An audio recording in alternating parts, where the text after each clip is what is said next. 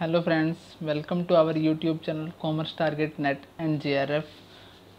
मैं हूं नवीन ग्रोवर। स्वागत है आप सबका हमारे यूट्यूब चैनल पर। आज हम आपके लिए नया लेक्चर लेकर आए हैं। आज हम हमारी बिजनेस फाइनेंस यूनिट से। बिजनेस फाइनेंस यूनिट के हम पहले भी 3-4 लेक्चर आपको प्रोवाइड करवा चुके हैं। वो आप हमारी बिजनेस फाइनेंस की जो प्लेलिस्ट है वहाँ से जाकर देख सकते हो। आज का जो हमारा टॉपिक है हम लेकर आए हैं अप्रोचेज ऑफ डिविडेंड पॉलिसी। ये बहुत ही इंपॉर्टेंट टॉपिक है guys. Most of the time इसमें से क्वेश्चन बिजनेस फाइनेंस यूनिट से या फाइनेंस का जो पुराना नाम है फाइनेंशियल मैनेजमेंट, उसमें पूछा जाता है, उसके अंदर पेपर में पूछा जाता है। तो आइए गाइस स्टार्ट करते हैं हमारा टॉपिक। गाइस ये हमारा जो टॉपिक है ये हमारा है बिजनेस फाइनेंस या फिर फाइनेंशियल मैनेजमेंट का पार्ट है। तो सबसे पहले फाइनेंशियल मैनेजमेंट क्या होती है? Financial management refers to the efficient and effective management of money in such a manner as to accomplish the predetermined objectives of the organisation. This function is performed by the top management. कहने का मतलब क्या है कि financial management का मतलब क्या है कि मनी को आपने एफिशिएंट और इफेक्टिव तरीके से मैनेज करना है ताकि जो प्री डिटरमाइन ऑब्जेक्टिव्स हैं आपके ऑर्गेनाइजेशंस के वो अचीव किए जा सकें। Financial management refers to the efficient and effective management of money. Money का आपको इस तरीके से मैनेजमेंट करना है एफिशिएंट और इफेक्टिव तरीके से ताकि जो प्री डिटरमाइन ऑब्जेक्टिव्स हैं ऑर्गेनाइजेशंस के वो अचीव किए जा सकें। ये फंक्शन जो है हमारा गाइस टॉप मैनेजमेंट के द्वारा परफॉर्म किया जाता है। गाइस आगे आता है, आगे जब हम फाइनेंशियल मैनेजमेंट के अंदर 3 तरह के डिसीजन पढ़ते हैं। पहला है हमारा फाइनेंसिंग डिसीजन, दूसरा है हमारा इन्वेस्टिंग डिसीजन, तीसरा है गाइस हमारा डिविडेंड डिसीजन। डिविडेंड डिसीजन जो हमारा आज का टॉपिक है, डिविडेंड डिसीजन या फिर डिविडेंड पॉलिसी, ये उससे रिलेटेड है। सबसे पहला डिसीजन है गाइस हमारा, वो है फाइनेंसिंग डिसीजन।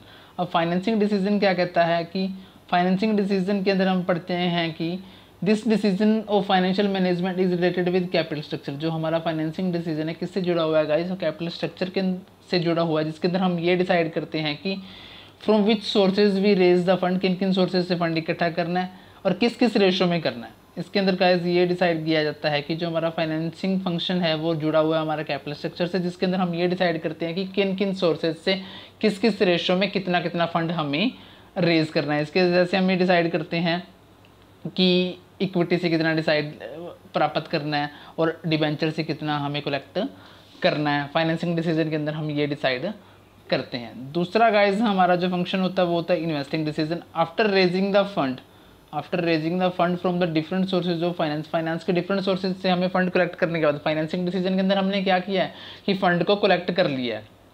अब हम क्या करेंगे? फंड को इन्वेस्ट करेंगे। इन्वेस्ट करने के गाइस हमारे पास 2 तरीके हैं, या तो वो शॉर्ट टर्म हो सकता है या फिर लॉन्ग टर्म हो सकता है। अगर हम लॉन्ग टर्म में इन्वेस्ट करते हैं, लॉन्ग टर्म में इन्वेस्टमेंट मतलब फिक्स सेट्स में इन्वेस्टमेंट, अगर हम लॉन्ग टर्म में इन्वेस्ट करते हैं या फिर फिक्स सेट्स में इन्वेस्ट करते हैं तो हमारा कहलाता है कैपिटल बस्टिंग डिसीजन। अगर हम इन्वेस्ट करते हैं करंट सेट्स में या फिर डे टू डे रूटीन की एक्टिविटीज़ को पूरा करने के लिए हम फंड को इन्वेस्ट करते हैं तो वो हमारा कहलाता है वर्किंग कैपिटल मैनेजमेंट डिसीजन कहलाता है। इन्वेस्टमेंट डिसीजन के अंदर हम क्या करते हैं गाइस? फंड को इन्वेस्ट करते हैं। इन्वेस्ट करने के 2 तरीके हैं, वो लॉन्ग टर्म भी हो सकता है या फिर शॉर्ट टर्म हो सकता है। अगर हम लॉन्ग टर्म के लिए या फिर फिक्स सेट्स में इन्वेस्ट करते हैं तो वो हमारा कैपिटल बस्टिंग डिसीजन कहलाता है। अगर हम शॉर्ट टर्म के लिए या फिर करंट सेट्स में इन्वेस्ट करते हैं तो वो हमारा वर्किंग कैपिटल मैनेजमेंट डिसीजन कहलाता है। गाइस थर्ड डिसीजन आता है हमारा डिविडेंड डिसीजन। डिविडेंड डिसीजन के अंदर हम ये डिसाइड करते हैं कि पहले फंक्शन में हमने क्या किया? फंड को रेज किया। दूसरे में हमने इन्वेस्ट किया। इन्वेस्ट करने के बाद गाइस हम क्या कमाएंगे? प्रॉफिट कमाएंगे।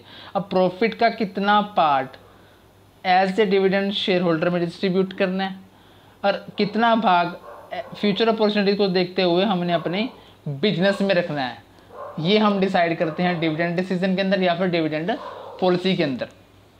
In this decision, we decided how much part of the profit we should distribute as dividend to the shareholder and how much we should retain for the future growth or the future opportunity.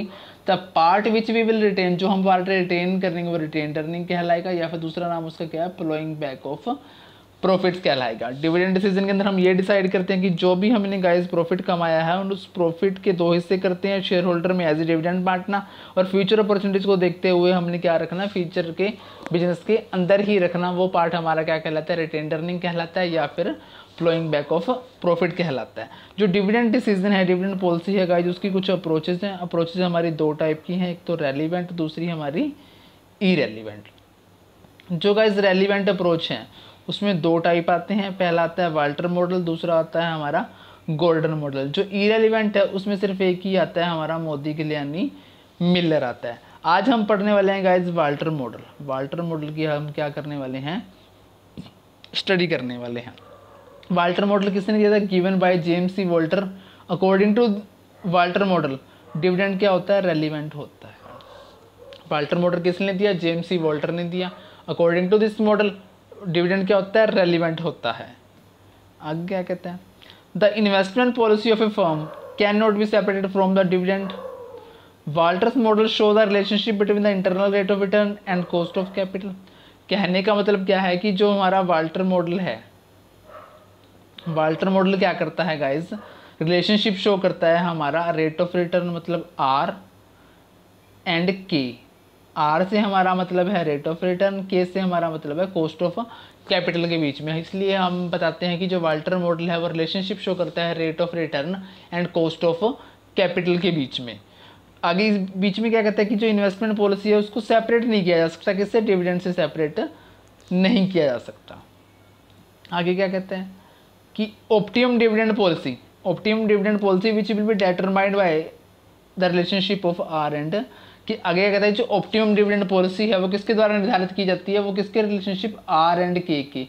Are से मतलब है rate of return और के से मतलब क्या है, cost of capital. कहने का मतलब है कि जो ऑप्टिमम डिविडेंड पॉलिसी डिसाइड होगी हमारी गाइस वो किसके थ्रू होगी, relationship between rate of return and cost of capital के रिलेशनशिप के कारण ही हमारी क्या होगी, जो ऑप्टिमम डिविडेंड पॉलिसी डिसाइड होगी। आगे क्या कहते हैं, if R is greater than K, अगर हमारा आर बड़ा है के से, मतलब रेट ऑफ रिटर्न ज़्यादा है कॉस्ट ऑफ कैपिटल से, तब हमें क्या करना चाहिए, रिटेन करना चाहिए। रिटेन करके हम क्या कर सकते हैं, उसको री इन्वेस्ट कर सकते हैं। उसके बाद if R is less than K, अगर आर हमारा क्या है, के से छोटा है मतलब कम है, हमारी रेट ऑफ रिटर्न कम है और कॉस्ट ऑफ कैपिटल ज़्यादा है, then we should distribute as the dividend. हमने क्या करना है, जो प्रॉफिट कमाया उसको क्या कर देना चाहिए, शेयर होल्डर में डिविडेंड के रूप में बांट देना चाहिए। शेयर होल्डर उसको कहीं और इन्वेस्ट कर सकते हैं। थर्ड पॉइंट है गाइज आर इक्वल टू के, अगर आर इक्वल टू के है तो नॉर्मल पोजीशन है, हम रिटेन भी कर सकते हैं और क्या कर सकते हैं, डिस्ट्रीब्यूट कर सकते हैं। आगे आते हैं guys assumptions of the Walter model. Walter model की कुछ अजम्पशंस हैं, मान्यताएं हैं। सबसे पहला कहता है कि all financing is done through retained earning, सारी की सारी फाइनेंसिंग किसके थ्रू की जाती है, रिटेन्ड अर्निंग के थ्रू की जाती है। External sources of funds, fund के जो बाहरी स्रोत हैं मतलब डेट एंड इक्विटी, उनका यूज़ नहीं किया जाता। अजम्पशन क्या कहती है वाल्टर मॉडल की, जो सारी की सारी फाइनेंसिंग है, जो फंड रेजिंग है वो रिटेन्ड अर्निंग के थ्रू की जाती है। जो बाहरी सोर्स हैं डेट एंड इक्विटी, उनका यूज़ नहीं किया जाता। एक तरह की ये हमारी ड्रॉबैक है, क्योंकि नई फर्म के लिए तो ये रिटेन्ड अर्निंग के थ्रू फाइनेंसिंग करना एक तरह से नामुमकिन है। दूसरी assumption है with additional investment undertaken the firm's business risk doesn't change, it implies that R and K are constant। आगे क्या कहता है कि जो एडिशनल इन्वेस्टमेंट के साथ फर्म का जो बिजनेस रिस्क है वो चेंज नहीं होता, ये मान के चलता है कि जो R and K है, R and K है वो कांस्टेंट रहते हैं, स्थिर रहते हैं, परिवर्तन उनमें नहीं होता। थर्ड पॉइंट में क्या कहता है E and D are assume to remain constant. आगे ये मान के चलता है कि जो फर्म में अर्निंग पर शेयर और डिविडेंड पर शेयर होते हैं वो क्या रहते हैं, कांस्टेंट रहते हैं। E and D are assume to remain constant. E से मतलब है हमारा अर्निंग पर शेयर और डी से मतलब है डिविडेंड पर शेयर। चौथी इसकी जो अजम्पशन है वो कहते हैं कि firm has perpetual life. Perpetual का मतलब होता है लॉन्ग लाइफ। फर्म की क्या है गाइज यहाँ पे, लॉन्ग लाइफ ये मानकर चलता है। आगे गाइज इसका फॉर्मूला आता है जो पेपर के अंदर मोस्ट ऑफ द टाइम पूछा जाता है, P equal to D plus R by K E into E minus D by में K E, whole of the by में के ई। ये फॉर्मूला है गाइज हमसे most of the time paper में पूछा जाता है। D plus R by K E into में ई माइनस डी बाई में होल ऑफ द बाई में क्या आ जाएगा, के ई आ जाता। पी से मतलब है प्राइस पर शेयर, डी से मतलब है डिविडेंड पर शेयर, ई से मतलब है हमारा यहाँ पे अर्निंग पर शेयर, आर से मतलब है रेट ऑफ रिटर्न, के ई से मतलब है कॉस्ट ऑफ इक्विटी। आगे क्या कहता है गाइज, मान लीजिए के ई 10% है, रेट ऑफ रिटर्न 15% है, ई हमारी क्या है, अर्निंग पर शेयर हमारा क्या है 10 पर शेयर। तो पहला पॉइंट है guys, when R is greater than K, जब हमारी आर क्या हो, के से क्या हो, ज़्यादा हो, तब हमारी वो कौन सी फर्म होती है, ग्रोथ फर्म होती है।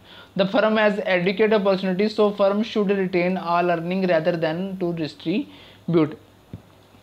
आगे क्या कहता है कि फर्म के पास अपॉर्चुनिटीज़, एडुकेट अपॉर्चुनिटीज़ अवेलेबल हैं, तो फर्म को क्या करना चाहिए, सारी की सारी अर्निंग क्या कर लेनी चाहिए, रिटेन कर लेनी चाहिए, और डिस्ट्रीब्यूट करने की वजह उसको क्या कर लेना चाहिए, रिटेन कर लेना चाहिए, फ्यूचर अपॉर्चुनिटी या फ्यूचर ग्रोथ को देखते हुए। दूसरा पॉइंट है if R is less than K, मान लीजिए आर यहाँ पे 8% है और के यहाँ पे 10% है। Are is less than K, मान लीजिए आर हमारी 8% और के ई 10% हो, आर लेस देन के है तो वो हमारी कौन सी होती है, डिक्लाइनिंग फर्म होती है। Firm has no investment opportunities, firm के पास क्या है, कोई इन्वेस्टमेंट अपॉर्चुनिटीज़ नहीं है, तो so they should distribute all earning, सारी अर्निंग क्या कर देनी चाहिए, एज ए डिविडेंड डिस्ट्रीब्यूट कर देनी चाहिए। थर्ड पॉइंट आता है guys, when R equal to K, जब आर और क्या क्या है बराबर है, तो नॉर्मल सिचुएशन है, फेदर रिटेन कर लीजिए या फिर डिस्ट्रीब्यूट कर लीजिए, कोई भी फ़र्क पर शेयर में, प्राइस में कोई भी परिवर्तन नहीं आएगा। ये गाइस थी 3 सिचुएशन। अगर आर इज़ ग्रेटर देन के है तो हम ग्रोथ फर्म है, तो हमें क्या कर लेना चाहिए, सारे का सारा रिटेन कर लेना चाहिए। अगर आर इज़ लेस देन के है तो हमें डिस्ट्रीब्यूट कर देना चाहिए। जब आर इक्वल टू के है तो हमें क्या कर लेना चाहिए, हम या तो डिस्ट्रीब्यूट कर सकते हैं या फिर रिटेन कर सकते हैं, ये हमारी मर्जी के ऊपर डिपेंड करता है। गाइस ये था हमारा बिजनेस फाइनेंस यूनिट के डिविडेंड पॉलिसी की अप्रोच के ऊपर लेक्चर। अगर आपको हमारी वीडियो अच्छी लगी हो तो प्लीज़ वीडियो को लाइक करें, इसके ऊपर कमेंट करें, चैनल को सब्सक्राइब करें। जो हमारे फर्स्ट टाइम व्यूअर हैं प्लीज़ चैनल को सब्सक्राइब करें और बेल आइकन को ज़रूर दबाएं ताकि हमारी हर वीडियो की नोटिफिकेशन आपको मिलती रहे। Thank you guys.